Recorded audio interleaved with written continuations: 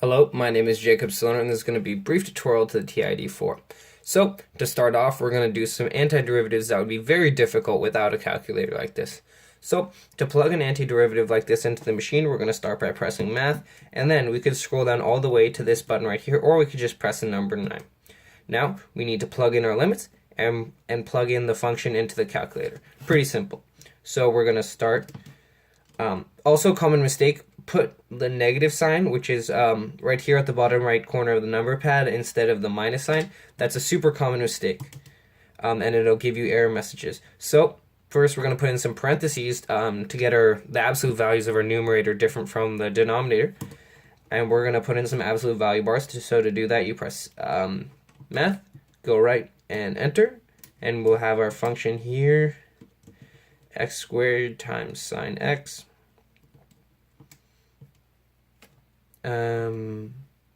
And divide that by our exponential function in the denominator, 3 to the power of x. Make sure this is in terms of x. Press enter, and it'll take the calculator a minute because this function is kind of a beast, this problem, but it is going to spit out an answer any second. And there we go. That's the area between these points in that curve. Now for the second one, we're just going to do this one graphically. This one's a little bit more simple, but it's the same concept. So to find the area under this curve, what we're going to do is first plug it in. So ln x is over here, and then we're just going to subtract 4x and graph it. So what we're going to do to find this interval is actually first let's get this so that we can see it a little better. So we're just going to press window, have our x minimum be, let's just get a better look at this graph. Okay, so it looks like our x minimum should be 0.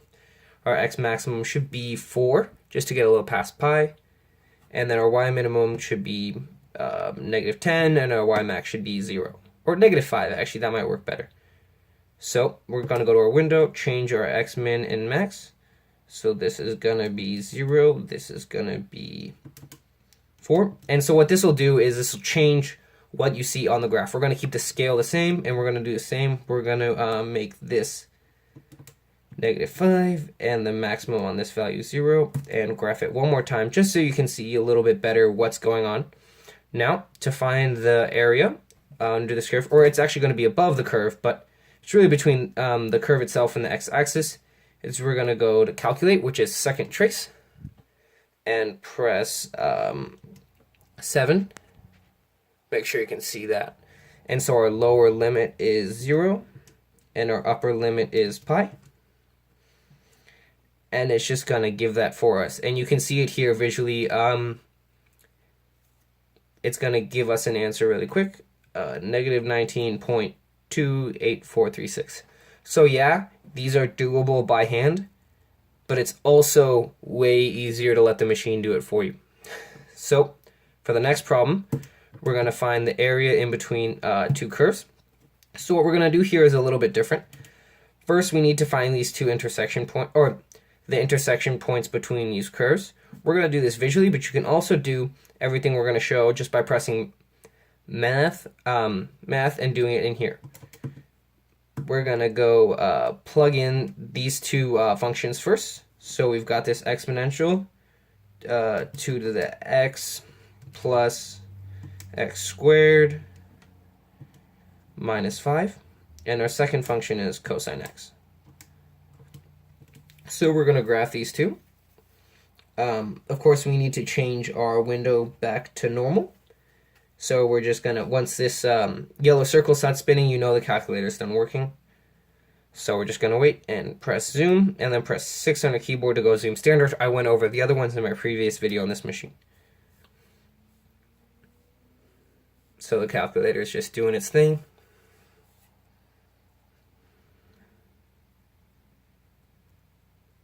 So as you can see, the cosine function is going to be the top function, but we actually need to find these two intersection points. So to do that, we're going to go second calculate, intersect by pressing 5 on the keyboard.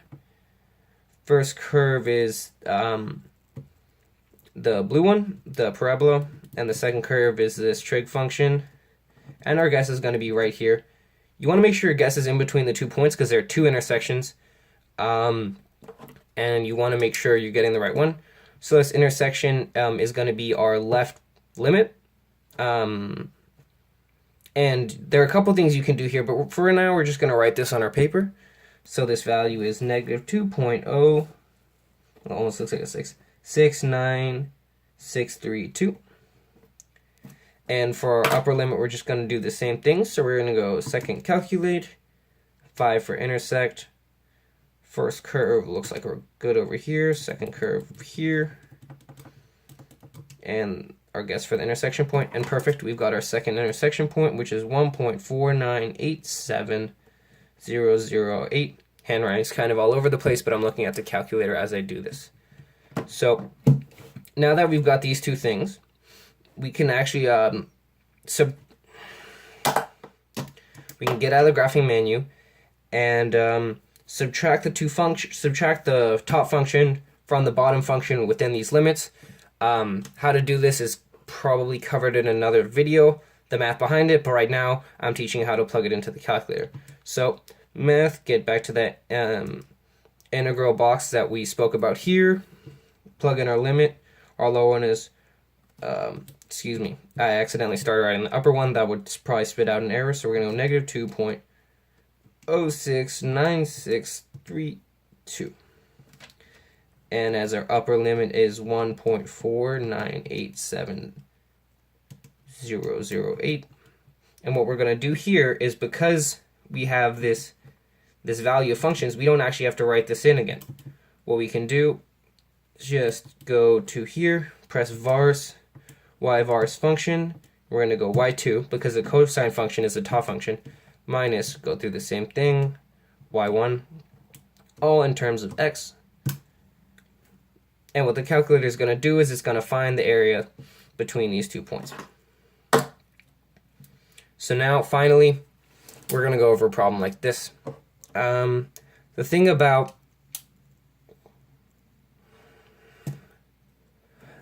problems like these is, although you can do them by hand and you can do some work on the calculator, the programs in this thing are actually quite useful.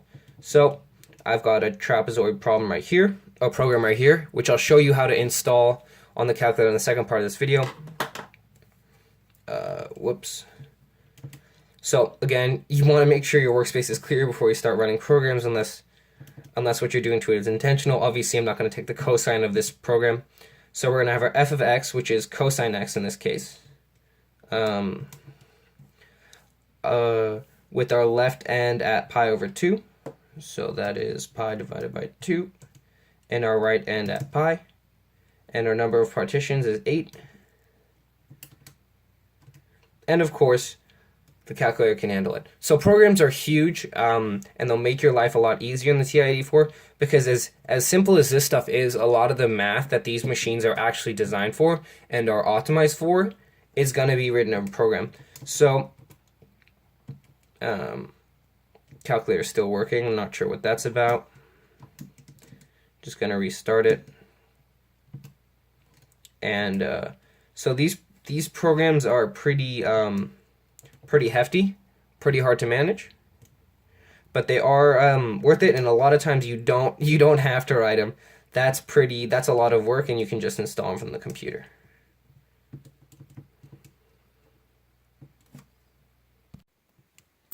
Unfortunately, I can't use screen capture software right now because the trial I used wasn't actually free, but I'm just going to show you how to import programs into this bad mamma jamma.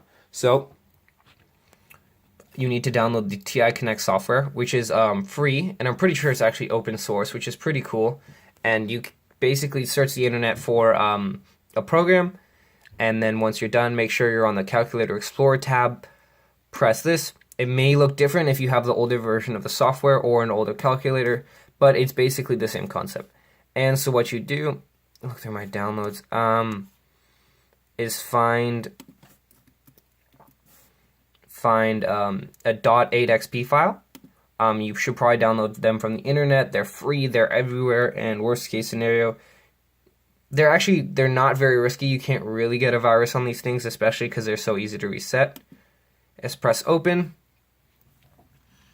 Send it to your calculator. Oh, excuse me, it's running the Tetris function. Try that one more time.